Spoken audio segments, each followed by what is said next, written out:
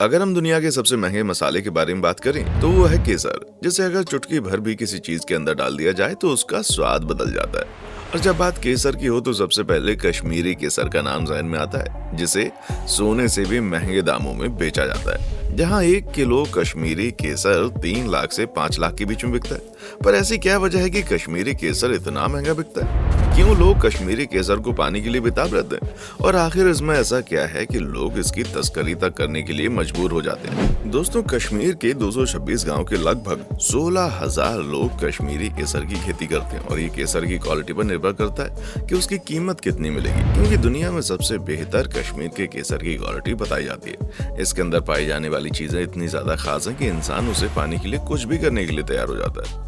पर दोस्तों, हैरान करने वाली बात तो यह है कि केसर के फूल का रंग बैंगनी होता है, यानी कि पर्पल, और उसके बीच में केसरी रंग का रेशा होता है। केवल उसे ही मसाले के तौर पर इस्तेमाल करते हैं। आपको बता दें, केवल भारत में नहीं बल्कि चाइना में जो आयुर्वेदिक पद्धति है ना, वहाँ पर भी केसर के महत्व को काफी विस्तार में बताया गया है। असल में जिस तरह हमारे पास आयुर्वेद है जिसके अंदर जड़ी बूटियों के बारे में बताया गया है, ठीक उसी तरह चाइना में भी जड़ी बूटियों पर खासा ध्यान दिया जाता है। और वहाँ की जड़ी बूटियों में भी केसर को महत्वपूर्ण बताया गया है। केसर कई दशकों तक मसालों का राजा रहा है, पर आश्चर्य में डालने वाली बात यह है कि प्राचीन ग्रीक और रोमन्स केसर को परफ्यूम के तौर पर इस्तेमाल करते थे। और आजकल तो ईरान और इटली भी इसके प्राइमरी कल्टीवेटर बन गए।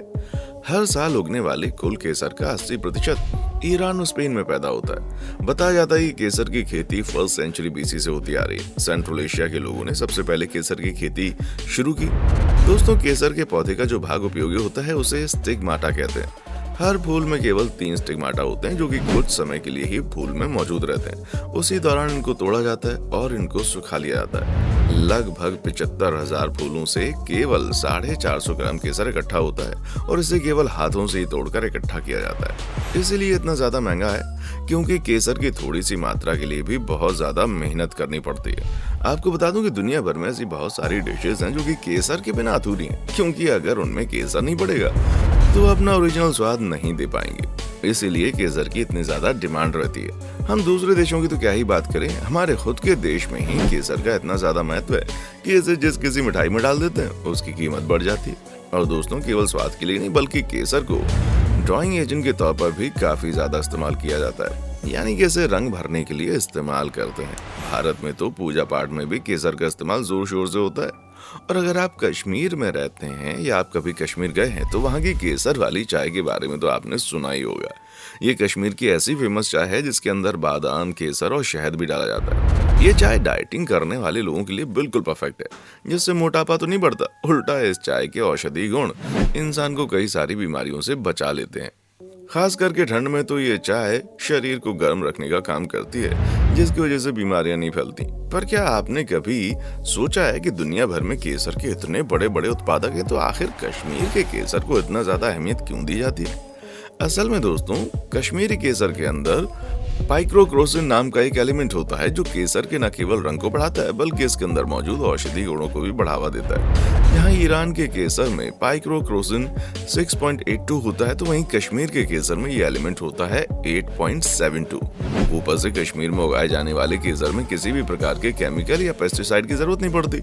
यहाँ का वातावरण केसर के पौधे के लिए बिल्कुल अनुकूल होता है, और कश्मीर की मिट्टी भी केसर की खेती के लिए बिल्कुल परफेक्ट होती है। जबकि बाकी जगहों पर केसर के पौधों को उगाने के लिए काफी हद तक केमिकल्स की जरूरत पड़ती है। और बात केवल यहाँ खत्म नहीं होती, कश्मीरी केसर की शुद्धता भी इसके इतने ज्यादा महंगे होने का एक बहुत बड़ा कारण है। जहाँ कश्मीर में केसर की खेती से लेकर उसके बाजार में बिकने और तैयार होने तक का सारा काम हाथों से होता है, जिसकी वजह से उसका लेबर चार्ज बढ़ जाता है। दोस्तों, जब ईरान, स्पेन और अफगानिस्तान लो क्वालिटी केसर कम दामों में बाजार में बिकने शुरू हुए, तब से कश्मीरी केसर की डिमांड घटने की जगह और ज्यादा बढ़ गई, क्योंकि लोगों को पता है कि अगर वो केसर खरीद रहे हैं तो उन्हें बेस्ट क्वालिटी का केसर खरीदना है। और कश्मीरी केसर से आने वाली खुशबू बाकी किसी भी केसर से बहुत ही अलग और स्ट्रांग होती है, जिसे सूंघते ही इंसान को लगता है कि आहा, जन्नत मिल गई।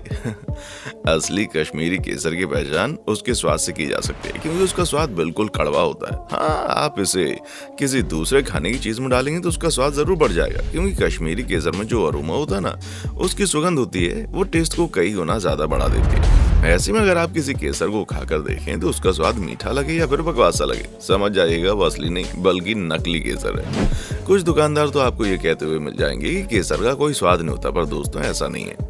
केसर खाने में कड़वा होता है और उसे ज्यादा समय तक रखा नहीं जा सकता, ये खराब हो जाता है। ऐसे में अगर आपका केसर बहुत ही समय से रखा हुआ है और अभी भी इसका वही लाल रंग है और खराब नहीं हुआ, समझ जाइए आपका केसर नकली है, क्योंकि केसर अपने स्वाद और खुशबू को ज्यादा समय तक बरकरार नहीं रख पाता, इसके रेशे जल्दी ही सूख जाते हैं। आपको बता दें कि लाल रंग के रेशे वाले केसर को ही सबसे शुद्ध माना जाता है। अगर किसी केसर में लाल रंग के अलावा पीले रंग के रेशे हैं तो समझ जाइए वो उतना ज्यादा शुद्ध नहीं है, इसलिए हमेशा बिल्कुल शुद्ध लाल रंग वाले केसर को ही खरीदिए, वरना मार्केट में ठगने वालों की कोई कमी नहीं है जो बोल देते हैं ये सब नेचुरल रंग है, कुछ नुकसान नहीं होता वगैरह वगैरह। आपने एक मुट्ठी केसर खरीदा है और उसके अंदर 4-5 से ज्यादा पीले रंग के रेशे हैं तो उस केसर को ना खरीदें, क्योंकि ये जो पीले रंग के केसर होते हैं इनमें ही ना तो कोई औषधि गुण होता है, ना अरोमा यानी खुशबू निकलती है, और ना ही ये स्वाद बढ़ाते हैं। जब आप कश्मीरी केसर खरीदने जाएंगे तो आपको उसमें एक पीला रेशा नहीं मिलेगा, यही उसकी सबसे बड़ी शुद्धता का सबूत होता है। बाकी आपको केसर का स्वाद कैसा लगता है कमेंट सेक्शन में आके बताएं, और इसी तरह की वीडियोस को देखते रहने के लिए चैनल को लाइक शेयर और सब्सक्राइब जरूर करें। देखने के लिए शुक्रिया। दोस्तों, आपको स्क्रीन पर 2 और वीडियोस दिखाई दे रही हैं, जिसे देखने के लिए स्क्रीन पर क्लिक करें।